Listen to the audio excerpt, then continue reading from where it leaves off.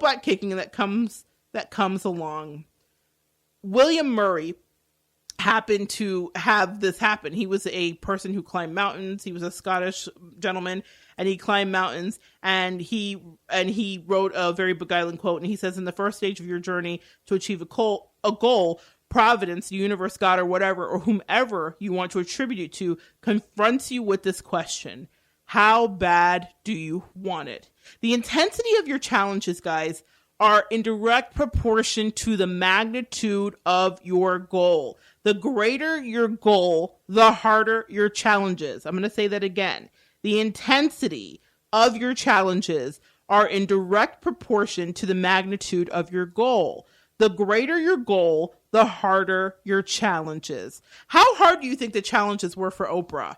How many no's do you think that Oprah heard in her journey? She told us about the no's. The people that said she was too fat, the people that said she wasn't pretty enough to do the news, the people that said she was really bad at the news. She did admit that it crushed her soul. Pay attention to those moments when you feel like your soul is being crushed, because you're probably not in your right place. If you dread what you're doing in your life, you're probably not in your right place.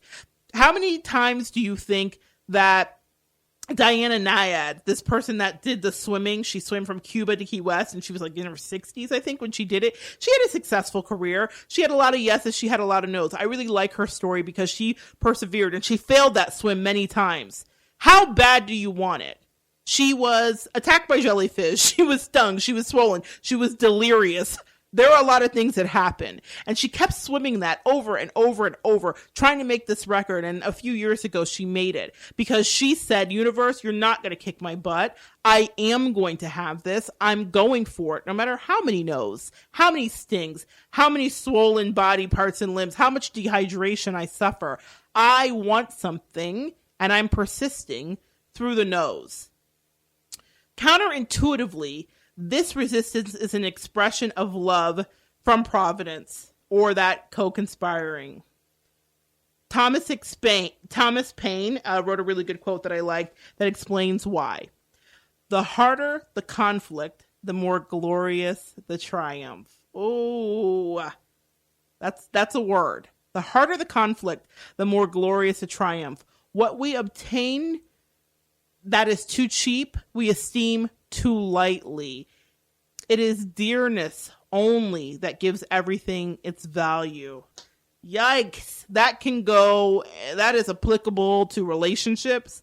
That is applicable to so many things in life that I can think of. What we obtain too cheaply, we esteem too lightly.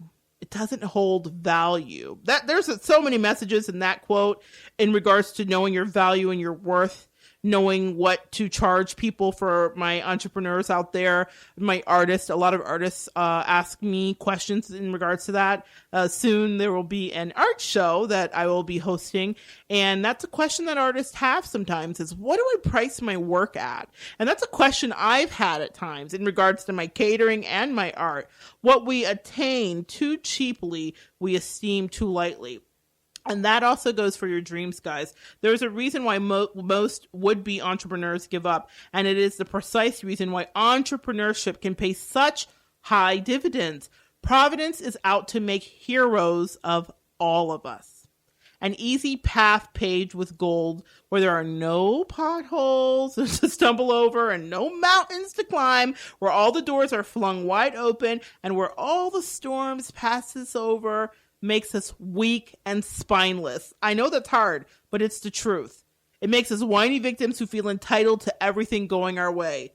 Lord, in our world today, there are a few whiny victims. We call them special snowflakes, and they're on either side of the spectrum. We all have run into a special snowflake that had a lot of things handed to them. And I sometimes observe these snowflakes and think, what the heck is wrong with you? The reason I think that is because in my life, there has been nothing that was easy to attain. There has been no dream that I've wanted that I didn't have to hard scrabble and fight for. There was no thing there, a place that I wanted to go that I didn't have to manifest and pray and work to get get there. Yes, sometimes the path is lubricated and things are easy and everything goes very well. But a lot of times there's some no's, there's some stops, there's some, how far do you think you're going?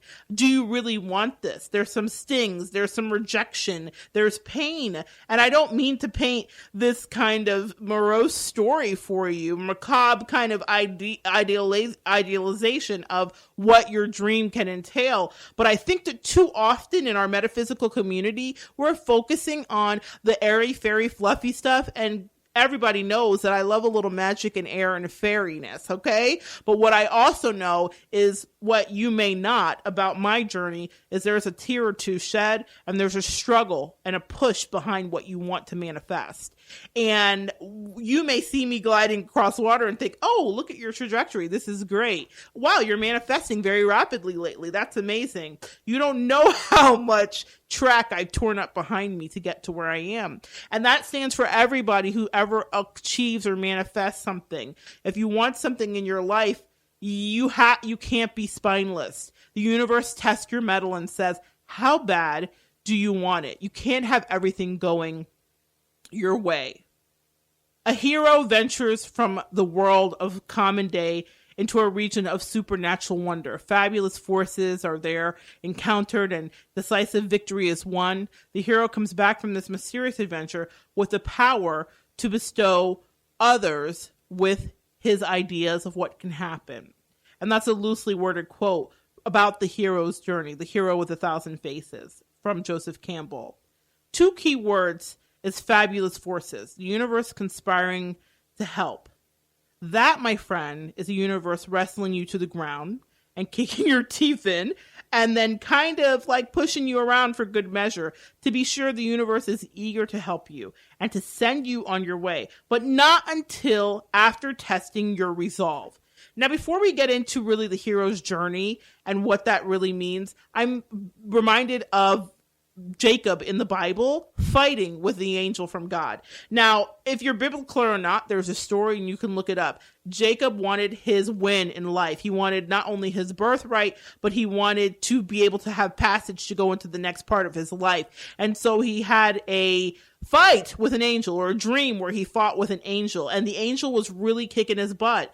And he was like, no, I want this thing. And so Jacob wrestled with this angel. And I thought it was a fantastic metaphor for the way that the universe will battle you to see if you want the thing you want. In the end, Jacob won. And who wins with an angel?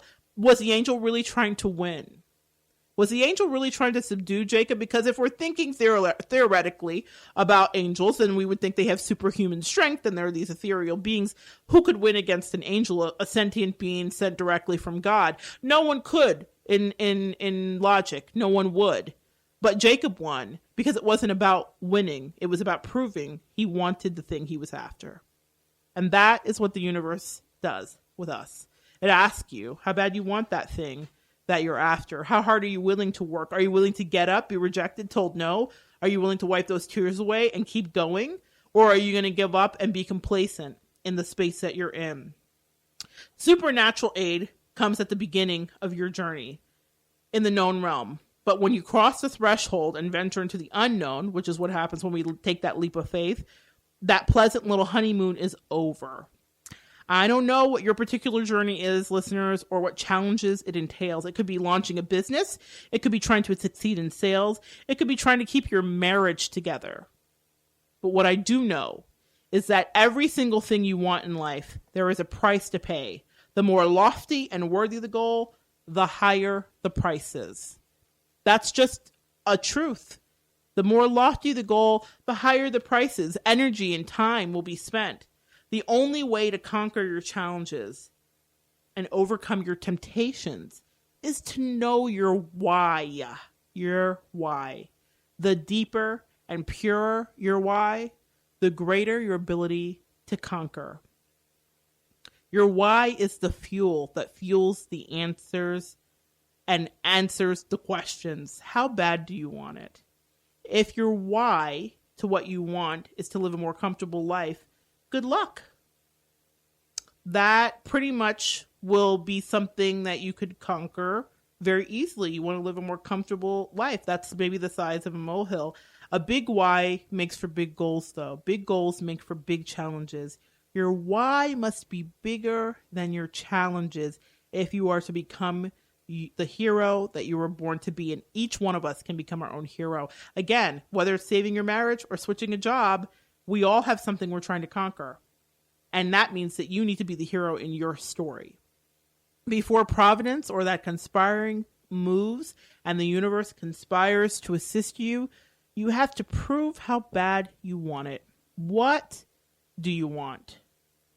Is your why big enough to do what it takes to get it? Sometimes, guys, maybe the beginning of the story starts with the why. You know you want something. We talked about being open and saying, universe, I'm here. I'm open to what you're offering. But knowing your why, what do you want to do? What's your intention? Something I ask my guests when they come on the show. What's your intention for today's show?